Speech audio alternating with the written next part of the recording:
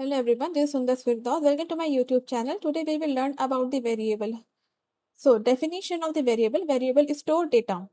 As you can see, Y is the variable and John is the data. Here are some rules for the naming variable. It is start with letter or underscore.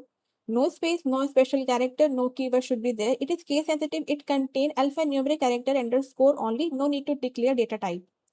So here you can see y is equal to John with capital J, y is equal to John with small j. They both are different because of the case sensitivity. You can start the naming of the variable with the underscore or letter.